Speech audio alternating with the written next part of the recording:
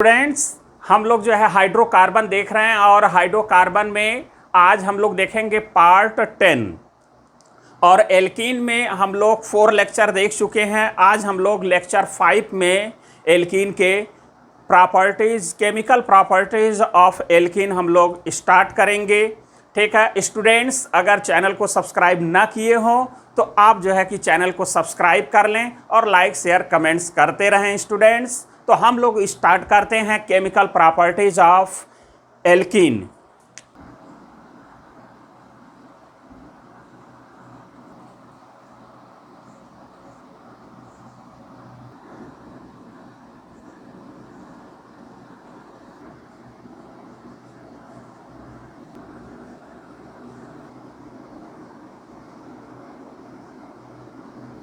तो स्टूडेंट्स, हम लोग अगर ध्यान दें यहाँ पर इसके केमिकल प्रॉपर्टीज में, तो यहाँ पर हमने जैसे ले लिया एक एल्कीन एग्जाम्पल के रूप में। ठीक है, तो यहाँ पर अगर हम लोग देखें कि यहाँ जो कार्बन कार्बन डबल बॉन्ड है, तो कार्बन कार्बन डबल बॉन्ड पर एक्चुअल में जो रिएजेंट अटैक करते हैं वो होता है आयनिक अटैक। और ये आयनिक अटैक इस कार्बन पर, जो कार्बन कार्बन डबल बॉन्ड की बात हम लोग कर रहे हैं, तो इस कार्बन कार्बन डबल बॉन्ड पर अटैक कराने के लिए, और वो भी होगा आयनिक अटैक, उसके लिए लो टेम्परेचर होना चाहिए। और यहाँ पर अगर ये सिंगल बॉन्ड पर अगर अटैक कराना है तो इस पर अटैक एक्चुअल में जो अटैक कर सकता है वो फ्री रेडिकल अटैक होगा। और यहाँ पर टेम्परेचर कैसा होना चाहिए? हायर टेम्परेचर होना चाहिए, ज़्यादा टेम्परेचर होगा तब यहाँ पर अटैक करेगा। कुल मिला के हम लोग ये कहें कि अगर उस कंटेनर का टेम्परेचर हम लो, अगर डाउन है यानी कि लो टेम्परेचर है, तो लो टेम्परेचर पर जो रिएजेंट अटैक करेगा हम कह सकते हैं कि कार्बन कार्बन डबल बॉन्ड पर अटैक करेगा। अगर हायर टेम्परेचर है तब यहाँ पर होमोलिटिक क्लीवेज होकर के इस पर अटैक करेगा, मतलब ये बॉन्ड टूटेगा, फिर रिएजेंट इससे रिएक्ट करेगा। क्लियर? तो ये क्लियर हो गया कि हाई टेम्परेचर पर एलाइलिक कार्बन पर आने के, एलाइलिक कार्बन से जो CH बॉन्ड लगा है उसको पहले वो तोड़ेगा, फ्री रेडिकली होमोलिटिक क्लीवेज करेगा, उस पर अटैक होगा। और यहाँ पर अगर हाई टेम्परेचर है तो कार्बन कार्बन डबल बॉन्ड पर अटैक, लो टेम्परेचर है तब ये कार्बन कार्बन डबल बॉन्ड पर, और हाई टेम्परेचर पर इस पर। इस बात को क्लियर रखें। अब यहाँ पर अगर हम लोग एग्जाम्पल अगर हम लोग ले लें तो आयनिक जो अटैक होगा उसको हम लोग बोलते हैं इलेक्ट्रोफिलिक एडिशन। इलेक्ट्रोफिलिक एडिशन का एक एग्जाम्पल हम लोग जरा देखें, यानी कि ये किस पर होगा? लो टेम्परेचर पर होगा। ध्यान दें कि लो टेम्परेचर पर आयनिक अटैक और हाई टेम्परेचर पर फ्री रेडिकल अटैक। अब यहाँ पर अगर मान लीजिए कि लो टेम्परेचर है कंटेनर का, तो यहाँ पर ये एल्कीन है, इस कार्बन का हाइब्रिडाइजेशन क्या होगा? यहाँ पर sp2 है। तो अब यहाँ पर इसके जब संपर्क में ये रिएजेंट अगर आता है, जैसे मान लीजिए कि EX है, ठीक है, अब ये आया और ये बॉन्ड टूट गया E+ और X- में। तो अब यहाँ पर क्या होगा कि जब ये CC डबल बॉन्ड है तो ये रिएजेंट जैसे ही ये संपर्क में आएगा, इसके बॉन्ड आने की पाई इलेक्ट्रॉन को क्या होगा? अब चूंकि यहाँ पर पाई इलेक्ट्रॉन होने की वजह से ये इलेक्ट्रॉन रिच है, तो इस रिएजेंट में जो इलेक्ट्रॉन डेफिशिएंट होगा वो इधर अट्रैक्ट किया जाएगा कार्बन कार्बन डबल बॉन्ड की तरफ, क्योंकि ये रिच साइट है, यहाँ पर ये इलेक्ट्रॉन डेफिशिएंट है, तब यही दोनों आ सकते हैं, इनके बीच अट्रैक्शन होगा नहीं। क्लियर? तो अब जब ये आएगा नज़दीक तो ये क्या करेगा? पाई इलेक्ट्रॉन को अपनी तरफ खींचेगा, तो ये बॉन्ड ऐसे टूट जाएगा, क्योंकि इस साइड से आएगा इसलिए बॉन्ड ऐसे टूटेगा। अब जब ये बॉन्ड ऐसे टूटेगा तो अब जैसे ये रिएजेंट आया और ये बॉन्ड टूट गया प्लस और माइनस में। पहले तो आया नज़दीक तो इसके बॉन्ड को तोड़ा, जैसे ये आपने देख लिया। अब ये टूट गया तो अब ये क्या करेगा? इसमें का जो इलेक्ट्रोफाइल है पहले ये अटैक करेगा। क्यों भाई? क्योंकि ये रिच है और रिच के संपर्क में पहले कौन अटैक करेगा? इलेक्ट्रोफाइल। तो जो पहले अटैक करता है उसी के नाम पर रिएक्शन का नाम रखा जाता है। इलेक्ट्रोफाइल पहले अटैक कर रहा है इसलिए इलेक्ट्रोफिलिक एडिशन होगा। तो अगर न्यूक्लियोफाइल अटैक करता तो न्यूक्लियोफिलिक एडिशन हम कहते, लेकिन यहाँ पर एल्कीन इलेक्ट्रॉन रिच है तो पहले कौन आएगा? इलेक्ट्रॉन डेफिशिएंट आएगा, इसलिए नाम हो गया इलेक्ट्रोफिलिक एडिशन रिएक्शन। अब यहाँ पर इलेक्ट्रोफाइल जैसे ही आएगा, अब ये कार्बन अपना जो इलेक्ट्रॉन है नेगेटिव चार्ज के रूप में, ये इसमें से एक इलेक्ट्रॉन इसको देगा, इसका चार्ज सप्रेस, फिर इस इलेक्ट्रॉन से और बचे हुए इस इलेक्ट्रॉन से क्या होगा, बॉन्ड बना लेगा। जैसे यहाँ पर आप देख रहे हैं कि बॉन्ड बना लिया यहाँ पर Ce बॉन्ड। अब यहाँ पर देखिए ये पॉजिटिव चार्ज तो बचा रहेगा। अब यहाँ पर पॉजिटिव चार्ज जो होगा, अब इस पर क्या अटैक करेगा, न्यूक्लियोफाइल। अब ये अपना एक इलेक्ट्रॉन इसको देगा, बचे हुए से बॉन्ड बना लेगा और ये कन्वर्ट हो जाएगा इसमें एडिशन कंपाउंड में। अब यहाँ दो चीज हम लोग देख रहे हैं, स्लो और फास्ट। तो स्लो और फास्ट का मतलब यहाँ ये होगा भाई, एक्चुअल में ये रिएजेंट आया तो ये न्यूट्रल, ये भी न्यूट्रल था। तो अब न्यूट्रल से चार्ज में जाना ये कैसा होगा, लेस स्टेबल की तरफ बढ़ना होगा।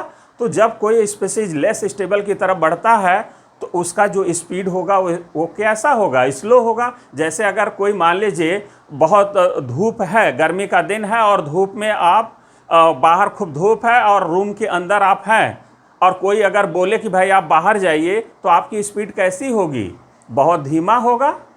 और कोई अगर धूप में खड़ा हो, आप कहें कि आप भाई अंदर आ जाओ, तो उसका स्पीड कैसा होगा, वो तेजी से जल्दी से रूम के अंदर आएगा, छांव में आएगा, क्योंकि वो स्टेबिलिटी को महसूस करेगा कि तो जल्दी से छांव में हम चलें।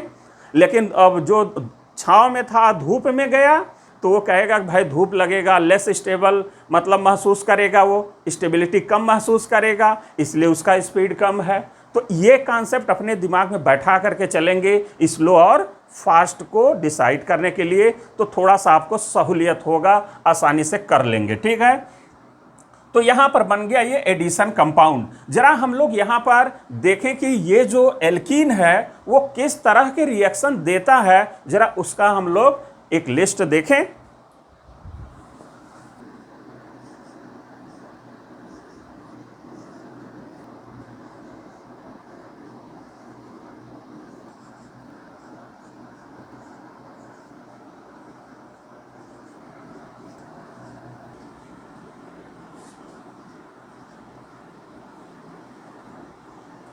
तो स्टूडेंट्स हम लोग अगर यहाँ पर देखें कि जो एल्कीन है वो किस तरह के रिएक्शन को देगा, तो यहाँ पर रिएक्शन जो एल्कीन होगा वो देगा addition reactions, substitution reactions, oxidation reactions, polymerisation, isomerisation, hydroformylation या oxo reaction, degradation of alkenes, formation of heterocyclic compounds, nucleophilic addition to activated olefinic compounds. तो ये इतने टाइप के जो है कि एल्केन रिएक्शन देता है, और हम लोग हर टाइप को उठाएंगे और एक एक के बारे में देखेंगे कि वो कैसे वो रिएक्शन देता है। जैसे हम लोग फर्स्ट देखते हैं एडिशन रिएक्शन कैसे एल्कीन देता है, तो देखा जाए एडिशन रिएक्शन।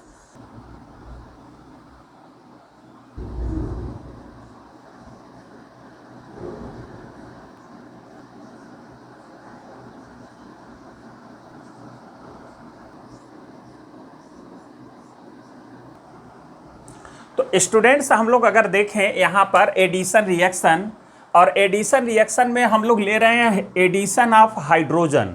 तो यहाँ पर ये हम लोगों का है एल्कीन, ये आपका है एल्कीन, ठीक। अब इस एल्कीन पर ये हाइड्रोजन मॉलिक्यूल को ऐड किया जा रहा है, या हाइड्रोजन यहाँ पर ऐड किया जाएगा। और एडिशन रिएक्शन आप लोग जानते हैं कि इसकी खास बात ये होता है कि एडिशन रिएक्शन वहीं पर होता है जहाँ पर डबल बॉन्ड होता है। कभी भी एडिशन रिएक्शन सिंगल बॉन्ड पर हम लोग नहीं कराते। हम लोग जब भी कराते हैं तो कहाँ पर कराते हैं, डबल बॉन्ड पर, यानी अनसैचुरेटेड हाइड्रोकार्बन पर। तो अनसैचुरेटेड होता है मतलब जहाँ भी डबल बॉन्ड होगा वहाँ पर एडिशन रिएक्शन होगा। जैसे एडिशन के लिए अगर हम लोग देखें तो जैसे आपका ये हो गया या आपका ये हो गया, यह भी अनसैचुरेटेड है, यहाँ हो सकता है, या एडिशन रिएक्शन यहाँ हो सकता है, या ये एडिशन रिएक्शन यहाँ पर भी हो सकता है ना। यहाँ पर ये एडिशन रिएक्शन हो सकता है, या यहाँ पर एडिशन रिएक्शन हो सकता है, यहाँ पर कीटोनिक ग्रुप पर। तो कहने का मतलब ये है, या एडिशन रिएक्शन हम यहाँ पर अगर देखें N डबल बॉन्ड N है और यहाँ पर जो है कि चैन लगा है। तो कहने का मतलब है कि एडिशन हम वहीं पर करा सकते हैं जहाँ पर डबल बॉन्ड हो या ट्रिपल बॉन्ड हो, मीन्स मल्टीपल बॉन्ड हो। एडिशन रिएक्शन एक्चुअल में वहीं पर हम कराएंगे। ये बात सबको क्लियर हो गया। अब आगे अगर हम लोग देखें कि एडिशन रिएक्शन जैसे हम हाइड्रोजन का करा रहे हैं इस कैटलिस्ट के प्रेजेंस में, तो यहाँ पर इसमें से कोई एक लेना है, पीडी या पीटी या एनआई, या इसमें से कोई एक लेना है, या ये ले लीजिए या ये ले लीजिए, है ना। तो इनके प्रेजेंस में क्या होता है, ये हाइड्रोजन यहाँ पर क्या होता है, ऐड हो जाता है। अब यहाँ पर कभी कभी ये हाइड्रोजन मॉलिक्यूल ना पास करके केवल पीडी पीटी भी ले लेते हैं तो भी एडिशन रिएक्शन हो जाता है, क्योंकि ये जो एलिमेंट्स होते हैं इनमें एक खासियत होता है कि इन्वायरमेंट से जो स्मॉल साइज के हाइड्रोजन मॉलिक्यूल होता है, हाइड्रोजन गैस होता है ना, इनके सरफेस पर खुद ही एडजॉर्ब हो जाता है, इसलिए वहाँ से भी H2 मिल जाता है और इसको रिड्यूस कर देता है, मतलब हाइड्रोजन ऐड कर देता है। तो देखिए यहाँ पर ये बॉन्ड टूटेगा, एक बैलेंस यहाँ खाली, एक यहाँ, एक हाइड्रोजन यहाँ और एक दूसरा हाइड्रोजन यहाँ पर जुड़ जाएगा। कहने का मतलब हमने ये बोल दिया कि ये बॉन्ड अगर टूट गया तो एक H यहाँ, एक H यहाँ जोड़ दिए तो ये एडिशन हो गया, जैसा आप यहाँ पर देख रहे हैं। लेकिन कोई भी चीज़ अगर दो चीज़ अगर आपस में मिल रहे हैं, दो भी इंडिविजुअल बॉडी अगर आपस में मिलते हैं तो वहाँ पर जनरली क्या होता है, हीट बाहर होता है। तो इस बात को यहाँ पर देखें कि यहाँ पर भी तो हाइड्रोजन इस मॉलिक्यूल से ऐड हो रहा है, इसलिए यहाँ पर भी हीट बाहर होगा और उस हीट को हम बोलते हैं हीट ऑफ हाइड्रोजिनेशन। तो जरा हम लोग देखें कि यहाँ पर अगर हम इस विल्किंसन कैटलिस्ट के प्रेजेंस में कराएंगे, जैसे इसका नाम है ट्राइफिनाइल फास्फिन रोहडियम क्लोराइड, ये विल्किंसन कैटलिस्ट है, ये सोडियम बोरोहाइड्राइड है। तो हीट ऑफ हाइड्रोजिनेशन का मतलब क्या है, जो यहाँ पर हीट बाहर निकल रहा है, मतलब यहाँ पर ये हो गया कि the quantity of heat evolved when 1 mole of an unsaturated compound is hydrogenated is known as heat of hydrogenation. कहने का मतलब है कि अगर हम 1 मोल यहाँ पर क्या ले लें, अगर एल्कीन ले लें और उसको जो है कि पूरा हाइड्रोजिनेट करने के बाद जितना हीट बाहर होगा उस पूरे हीट को हम क्या बोलेंगे, heat of hydrogenation. Heat of hydrogenation यहाँ पर ध्यान देंगे कि स्टेबिलिटी ऑफ एल्कीन पर डिपेंड करता है। ये जो आपका होगा ये स्टेबिलिटी ऑफ एल्कीन पर डिपेंड करेगा। कहने का मतलब ये है कि भाई जब तक हाइड्रोजन ऐड नहीं होगा हीट बाहर नहीं होगा। तो ऐड आसानी से किस पर हम कर सकते हैं, जो एल्कीन आसानी से टूटे, और जो आसानी से टूटेगा इसलिए आसानी से जोड़ेंगे तो हीट बाहर होगा। तो इसका मतलब ये हो गया कि एल्कीन का जो स्टेबिलिटी होना चाहिए वो कम होना चाहिए, तभी तो वो बॉन्ड आसानी से टूटेगा।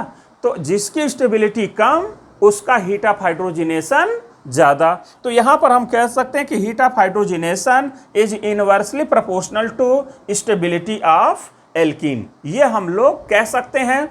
तो यहाँ पर इस बात को याद रखिएगा। अब जरा हम एल्कीन को देखें, उसका ऑर्डर कि क्या होता है, हीट ऑफ हाइड्रोजिनेशन का ऑर्डर एल्कीन में।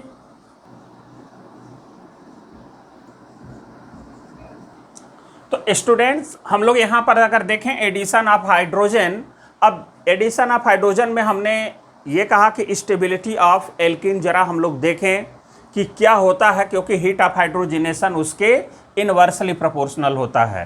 तो यहाँ पर order of stability of alkene की बात कर लें, एल्कीन्स के, तो यहाँ पर कुछ इस तरह से होगा कि यहाँ पर टेट्रा सब्स्टिट्यूटेड एल्काइल ग्रुप की स्टेबिलिटी सबसे ज़्यादा है। क्यों है भाई, अगर हम R को CH3 ले लें तो कितना अल्फा हाइड्रोजन हो जाएगा। देखिए इसको हमको क्या मानना होता है, ग्रुप। इसको हम अगर ग्रुप मान लें, इस कार्बन कार्बन डबल बॉन्ड को अगर हम ग्रुप ले लें तो अब यहाँ पर देखिए CH3 CH3 CH3 CH3 होगा। R को हम मान लें क्या कि R इक्वस टू हो गया मान लीजिए CH3, ठीक है। तो यहाँ पर 3 4 जा कितना हो गया 12, तो 12 अल्फा हाइड्रोजन यहाँ पर होगा। भाई स्टेबिलिटी को अगर हम अल्फा हाइड्रोजन से मेजर करें हाइपर कॉन्जुगेटिंग स्ट्रक्चर से, तो यहाँ पर अगर हम लोग देखें तो ये 12 अल्फा एच होगा, यहाँ पर कितना होगा 9 अल्फा एच होगा, यहाँ पर कैसे 3 3 3 9 अल्फा एच 3 3, यहाँ पर हो गया 6 अल्फा एच, 3 और 3, तो 6 अल्फा एच हो गया। और यहाँ पर अगर हम लोग देखें, यहाँ पर 3 और यहाँ पर 3, यहाँ पर भी 6 अल्फा एच हो गया। और यहाँ पर अगर हम लोग ध्यान दें तो 3 यहाँ पर, 3 यहाँ पर, और यहाँ भी हो गया कितना 6 अल्फा एच, यहाँ भी 6 अल्फा एच। यहाँ पर अगर देखा जाए तो 3 अल्फा एच, और यहाँ पर अगर देखा जाए तो 0 अल्फा एच। यहाँ पर तो एक भी अल्फा एच नहीं है। हम लोग अल्फा एच के बेसिस पर स्टेबिलिटी को अगर देखें तो ये सबसे ज़्यादा हो गया, ये कम होगा। लेकिन यहाँ पर 6 तो 3 लोगों का है, कैसे डिसाइड होगा? तो ज़रा हम लोग यहाँ पर समझने की कोशिश करें कि ये जो 6 हैं और ये 6 हैं, दोनों में डिफरेंस है। डिफरेंस ये है, ज़रा देखें हम लोग कि भाई ये CH3 अगर होगा तो यहाँ पर मान लीजिए CH3 अगर हम यहाँ लिख भी देते हैं तो देखिए होगा क्या कि अगर यहाँ पर ये अपना इलेक्ट्रॉन इसको दिया तो ये इसको दे देगा।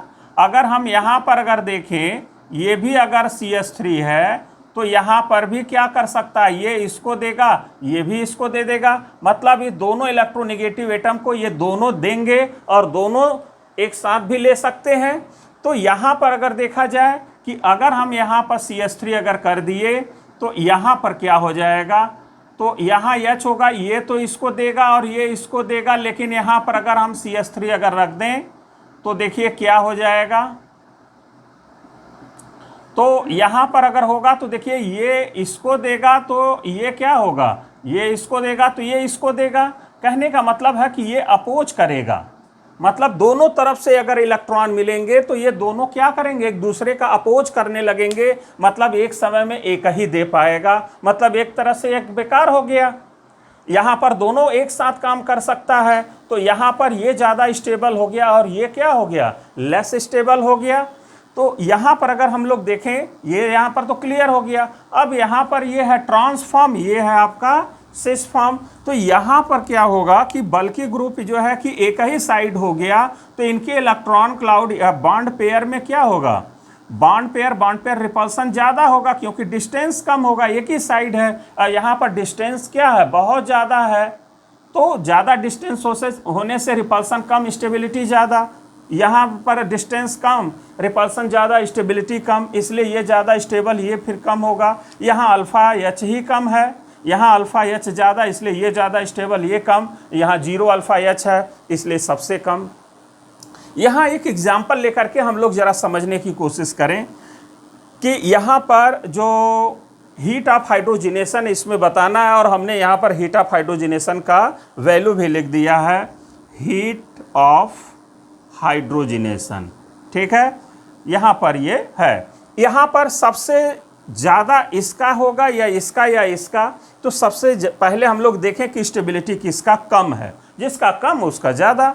तो यहाँ पर अगर देखा जाए तो अल्फ़ा एच कितना होगा, भाई ये ग्रुप हो गया तो 2 अल्फ़ा एच, सीधी सी बात। यहाँ पर अगर देखा जाए तो 2 और 3 यहाँ पर 6 अल्फ़ा एच, यहाँ पर भी 6 अल्फ़ा एच। मतलब यहाँ पर 2 में क्या है कि बराबर अल्फ़ा एच होने की वजह से अब देखें क्या होगा, भाई ये ट्रांस है, ये सिस है। सिस वाले लेस स्टेबल होते हैं क्योंकि इनके बॉन्ड पेयर नज़दीक हैं, इसलिए रिपल्सन ज़्यादा होगा क्योंकि यहाँ ग्रुप ऑफ एटम है, यहाँ भी ग्रुप ऑफ एटम है। जैसे यहाँ ग्रुप ऑफ एटम था, नज़दीक हो गया, इसलिए रिपल्सन बढ़ेगा, एनर्जी बढ़ेगा, स्टेबिलिटी कम हो जाएगा।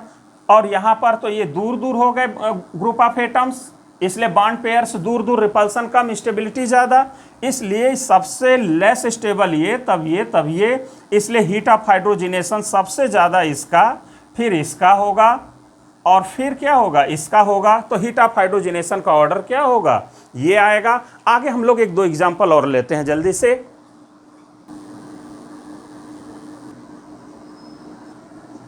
तो आगे हम लोग देखें, एक क्वेश्चन हम लोग लिए हैं कि which of the following release the greater amount of energy पर मोल अपॉन हाइड्रोजिनेशन।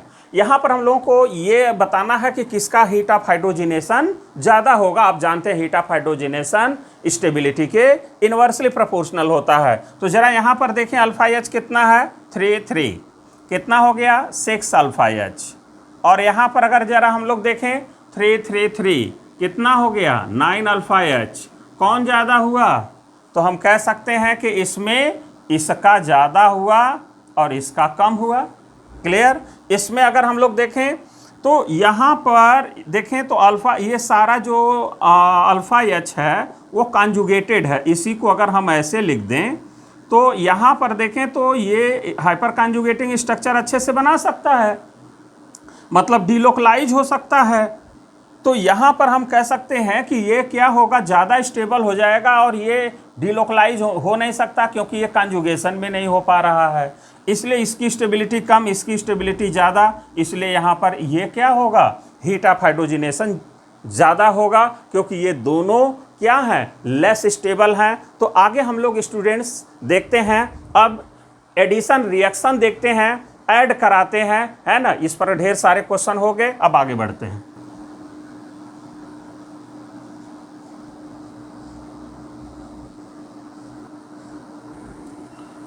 स्टूडेंट्स हम लोग अगर देखें यहाँ पर एडिशन ऑफ हाइड्रोजन, तो ज़रा यहाँ पर हम लोग ऐड कराएं। ये है एथीन और एथीन पर एडिशन हम लोग करा रहे हैं हाइड्रोजन का पीडी पीटी एनआई के प्रेजेंस में। जैसा आप लोग जानते हैं या ढेर सारे हमने रिएजेंट आप लोगों के सामने रखा था कि उन सभी के प्रेजेंस में रिडक्शन होगा।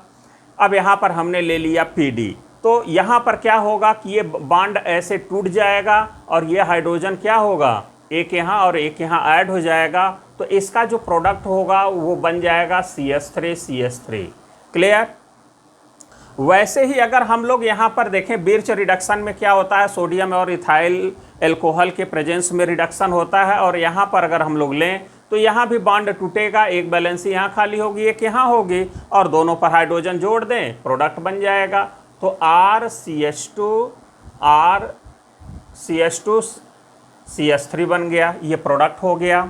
अब आगे अगर हम लोग स्टूडेंट्स देखें, ये के मान लीजिए ये है और यहाँ पर हाइड्रोजन ऐड कराना है, तो यहाँ पर हाइड्रोजन देखिए यहाँ पर ऐड होगा, लेकिन यहाँ पर जो हाइड्रोजन का एडिशन एक्चुअल में पीटी के प्रेजेंस में जो होता है वो एक्चुअल में सिन एडिशन होता है।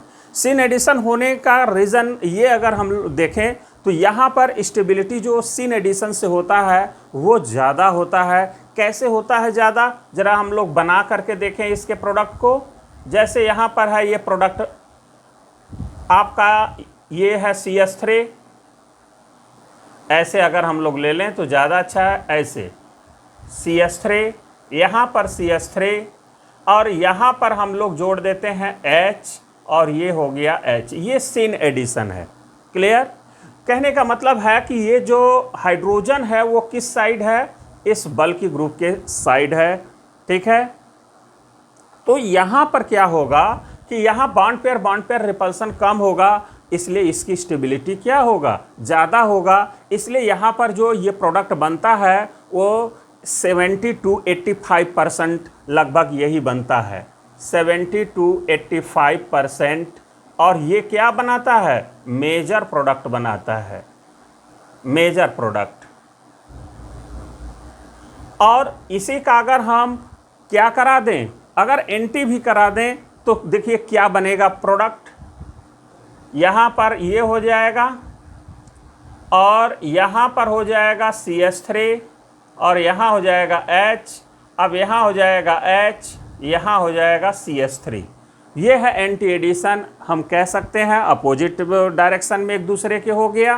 तो यहाँ पर जो ये बनेगा वो 30 to 15%, 30 to 15%। और ये आपका होगा माइनर प्रोडक्ट। ये बात समझ में आ गया होगा। अब यहाँ पर अगर हम इसको अगर देखें, यहाँ पर ये आपके IIT में पूछा गया है ये क्वेश्चन।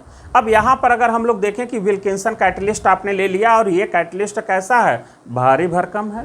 भारी भरकम का मतलब बड़ा ग्रुप है ये। तो अब यहाँ पर इसके प्रेजेंस में इसको रिड्यूस कराएंगे तो ये उसी बॉन्ड को रिड्यूस करेगा, उसी मल्टीपल बॉन्ड को रिड्यूस करेगा जो दूर हो। भाई यहाँ पर अगर नज़दीक आएगा तो यहाँ पर इलेक्ट्रॉन क्लाउड ज़्यादा है, इनके में रिपल्सन होगा, ये दोनों दूर होंगे। और यहाँ पर अगर देखें तो मल्टीपल बॉन्ड क्या है, इन दो इलेक्ट्रॉन क्लाउड से, जो ज़्यादा इलेक्ट्रॉन क्लाउड है उससे दूर है ये, इसलिए यहाँ पर ये जो हाइड्रोजन होता है उसका एडिशन इस पर होता है, न कि इन दोनों पर होता है। क्लियर? तो ये बल्कि होने की वजह से एडिशन क्या होता है, यहाँ पर होता है। तो यहाँ पर इसका मतलब हो गया लेस हिंडर्ड डबल बॉन्ड क्या होगा, रिड्यूस होगा। तो इसका प्रोडक्ट अगर हम लोग बनाएं तो इसका प्रोडक्ट हो गया आपका ये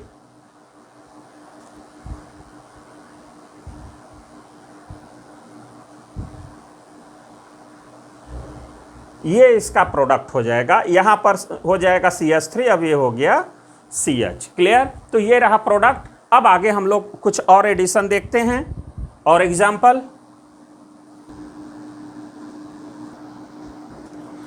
तो देखें हम लोग यहाँ पर 5th में, यहाँ पर है आपका पेंट 1 और यहाँ पर हम लोग H2 न लेकर के D2 ले लिया और यहाँ पर कैटलिस्ट PD हमने ले लिया।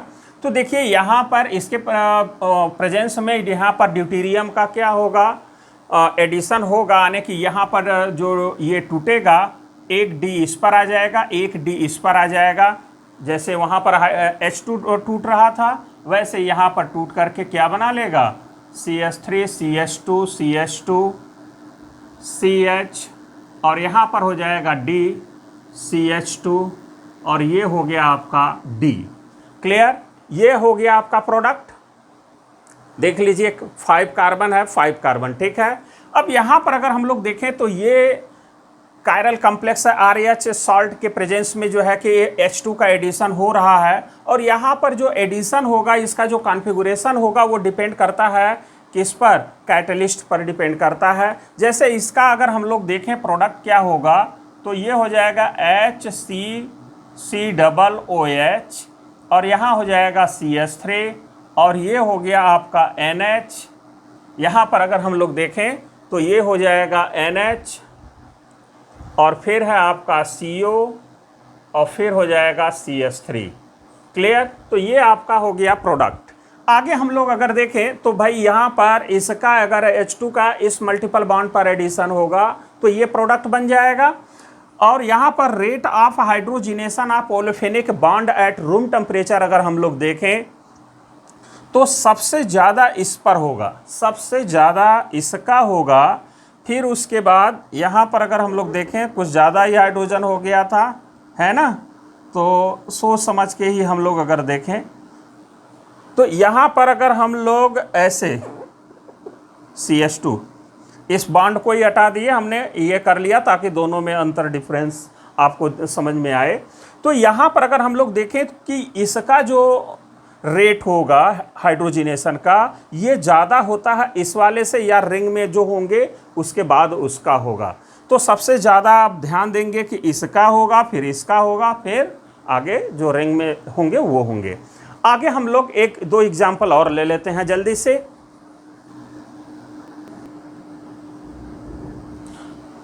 देखें हम लोग ये आगे 7th, तो यहाँ पर है रिड्यूस्ड बाय डाईएमाइड और ये डाईएमाइड जो रिड्यूस करेगा ये सिस फॉर्म में करेगा।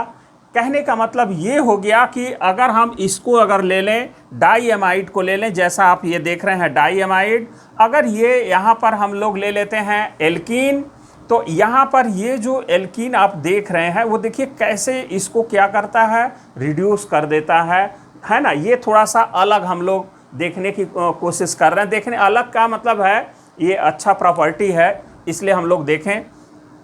यहाँ पर जब डाईएमाइड हम लोग लेते हैं एल्कीन के संपर्क में आता है तो देखिए यहाँ पर क्या होता है, ये ट्रांजिशन स्टेट बनाता है। और ये ट्रांजिशन स्टेट का मतलब है कि ये यहाँ पर ये इससे बॉन्ड बनाने की कोशिश करता है, यहाँ पर ये बॉन्ड बनाने की कोशिश करता है और यहाँ पर ये बॉन्ड टूटता है और ये बॉन्ड यहाँ पर फॉर्मेशन होने लगता है, जैसा आप ये ट्रांजिशन स्टेट में देख रहे हैं।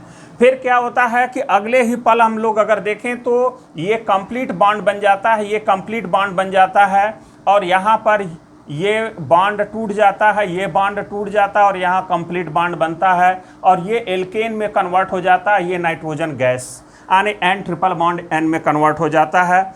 यहाँ पर इस बात को ध्यान देंगे।